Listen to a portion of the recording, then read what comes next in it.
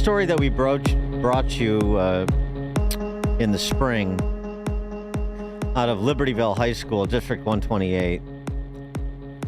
Allegations that a teacher there was sexually abusing a 15-year-old student who has Down syndrome. There's a lawsuit filed by mom against the teacher, whose name is Parker Rohde, and the district, in which, among other things, reading from the complaint, Rohde's grooming of plaintiff Jane Doe started in the fall of 2024 semester when she was 15 years old. Rohde knew of the plaintiff's disability, vulnerability, and reliance on adult authority, and exploited those characteristics in the course of his misconduct. Rohde's conduct included, but is not limited to, instructing plaintiff to tell him, "I love you," or requiring plaintiff to hug and squeeze him for his own sexual gratification, conditioning grades or extra credit on plaintiff's compliance with these demands. Rohde's conduct was apparently widespread and impacted several students over a period of years. During the fall 2024 semester, Rohde brought the plaintiff, the Jane Doe plaintiff, McDonald's for lunch once a week, establishing a pattern of grooming behavior designed to create inappropriate emotional bonds with the plaintiff. Then he went on a voluntary break. While on a leave of absence, he called an unidentified coworker and left a voicemail instructing them to give plaintiff 50 points of extra credit because he had implemented a new policy in his classroom where students who said, "I love you," and allowed him to hug them were given extra credit. In the same voicemail, he referred to two individuals as, quote, rats and, quote, snakes, who had been allowed to run free in his classroom, which is an apparent reference to teachers or staff members who had witnessed his inappropriate conduct with students. The assistant superintendent, back in late April, early May, named Bryant Kelly, was put on administrative leave for his handling of the situation. And the handling of the situation was basically to close ranks and cover for Rohde. But then it started to circulate, certainly after the complaint filed. And parents started to have questions. And Dan Vosnos was at the tip of the spear on this. He addressed the school board meeting back then, saying the following in part. I have a 7-year-old son named Ellis who has Down syndrome. He is a reason why I left education for the National Down Syndrome Society, and I cannot stay silent about what has happened in this district. A 15-year-old girl with Down syndrome, a student with limited capacity to self-advocate, to understand boundaries, to report what was being done to her, was allegedly subjected to calculated campaign of grooming and abuse by a teacher in this district. This is documented in a lawsuit that was covered by CBS. You guys know what happened here. I don't need to recap anything. Voicemails surfaced in late 2024, extra credit, unconditional affection, you name it. It's sick. And as a father, it breaks my heart. This is not a gray area. This is a documented failure to follow the law. I've obtained internal emails. I've combed through them, including one in which Brian Kelly is copied on, that this district moved to offer this teacher an early retirement buyout rather than report him, managing him out quietly. Let me be direct. Under Illinois law, mandated reporters who willfully fail to report suspected abuse are guilty of a Class A misdemeanor. And if this person acted to prevent discovery of abuse, to shield any person or entity from accountability, that's a Class 4 felony. These are not hypothetical penalties, guys. These are laws in the state of Illinois, laws that I've worked to strengthen. I've worked alongside Representative Mussman on House Bill 4241 a few years ago, legislation that were to protect individuals with disabilities from this exact kind of predatory conduct. It passed the House here in Illinois unanimously For some reason, it failed to get out of the Senate. I've thought about that failure many times since this case came to my attention. Representative Mussman has since confirmed in writing that this district did not follow state law and that ISBE has an open investigation. Last week, I met with my local senator to discuss next steps, including coming up with legislation, including mandatory background checks. The question before you tonight is not whether this happened. The question is what will this board do about it? Because Bryant Kelly has not been held accountable.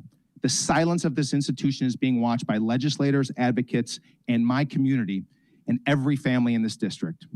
My son, Ellis, cannot advocate for himself the way other students and children can. Neither could this student at the center of this lawsuit. That is exactly why laws exist, and that is exactly why this board must act. Thank you. For an update on this matter, please be joined by the aforesaid Dan Vosnos, former educator and athletic director, senior director of development for the National Down Syndrome Society. Dan, thanks for being with us. Hey, thanks, Dan. Thanks for having me. So where do things stand now? I know these, the wheels of justice turn slowly. So a couple of months removed from the height of the public attention on this, where are things at? Well, earlier this week at a school board meeting, Brian Kelly, the associate superintendent, director of our human resources, was fired for cause. So that is that's a good thing at this juncture. However, criminally, we are still in process of looking at criminal charges. I've been working with speaking with the Libertyville Police Department. I actually reached out initially to the Lake County State's Attorney's Office. Did it backwards. They pushed me back to Libertyville, and after I did so, more families have started to meet with the Libertyville Police Department at this time. So while Brian Kelly is no longer at the helm at Libertyville District 128, fired with cause, so no more salary. He still can receive his pension. And I know Bryant has a few years left to retirement, and that pension is well over six figures. So that's where things currently stand. Looking forward to keep pursuing these criminal charges, hopefully from a misdemeanor up to felony, so we can remove that pension. More families have spoken to Libertyville Police. Does that mean there were more, potentially more victims here in the story at that school? Yes. Yeah. There are more families are coming forward saying that they've reported over the years to administrators at the school district that there are other instances of grooming, other instances of potential sexual abuse. So more surfacing. Parents, families are becoming more comfortable coming to the table, meeting with authorities, and hopefully Libertyville will elevate this to the Lake County State's Attorney's Office for charges. And is it all related to this teacher and/or associate superintendent? Yeah, and other teachers as well. I'm aware of other teachers. Another teacher, I don't know his name off the top of my head, but was quietly retired this past year. So what happened? Where do things stand with Parker Rohde? So that the teacher who's accused of grooming per that lawsuit. Yeah, I mean Parker Rohde. I mean criminal charges. It's interesting when for criminal charges for someone like Parker Rohde, that has to come from the family.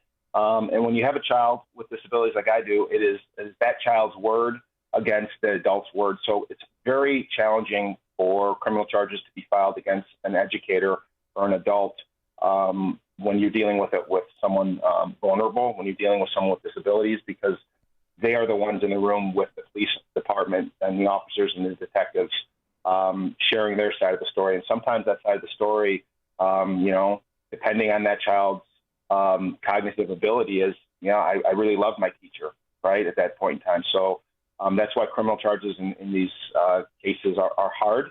I am aware of, I believe this past week, the district did settle with the family. I'm not aware of the family, but I do know that potential litigation was filed from the family side of things for, I think, civilly So I think that has been resolved. So again, on the taxpayer's dime, the district is paying out this family. But for Parker Rohde, I'm unaware of where he is in this world. I'm assuming he had 2 years left to retirement, so he'll be receiving his pension as well, and that's disappointing. And so, I mean, I know from the coverage that the whole, well, the approach from the administration was to say to the family, we'll handle this internally. They didn't want to, as you said at the board meeting, they failed to abide their duty to report. But was it limited to the associate superintendent and this teacher, or are there other people that we should be talking about in terms of accountability, members of the school board, the actual superintendent, other teachers? Yeah, no, there are other administrators. The current superintendent, I believe, inherited the situation. And last year around this time, I was able to FOIA a document, other families were able to FOIA a document that the current superintendent, they did an internal investigation on this matter. And I believe 4 other administrators that are all still employed by District 128 were within this memo saying that these individuals, as well as Brian Kelly, failed to report this one instance. So there's a culture problem there. I don't know what has happened to those other administrators. My hunch, my guess is they put a note in their file, right? And that's not right. District 128 tried to handle this matter internally. So that being said, a culture has been established in this district, and that's what we're trying to kind of go with the police department is this one instance, Brian Kelly failing to report this to DCFS by law is a misdemeanor. But if there is a pattern of not reporting, handling things in-house, that's felony, and those are felonies, and those administrators should be held accountable. So I can't speak to those other administrators. Who knows what? I do know, just from my foraying, that Brian Kelly was at the helm of this. Interesting to note here, Dan, Brian Kelly was a former athletic director at Libertyville High School. Parker was a track coach. Prior to Brian Kelly assuming the reins of being the athletic director, he was the head track coach, so worked with Parker. So there is, my hunch is that they had a relationship, and Brian was trying to protect Parker at this time. What about this? What about any evidence of requisite knowledge from school board members? I mean, this was a personnel matter, even if it was being handled in quote unquote handled internally. So you would think there would be some communication with the school board.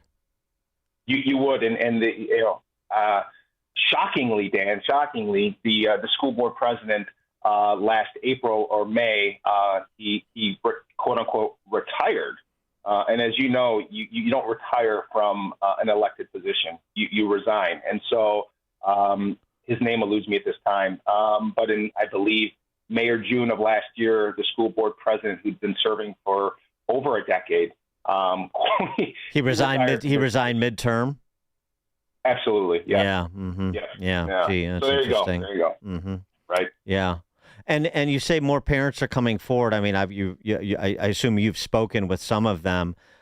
Is there? I mean, if there are other victims of recent past, is this something that is going to percolate up into full public view at some point with more of these families coming forward? I hope so. I hope this snowballs here. I mean, we need to shine a light in this district of what not to do. Right. Teachers and educators they receive training every year. We have state statute. We have state law here in Illinois to protect kids.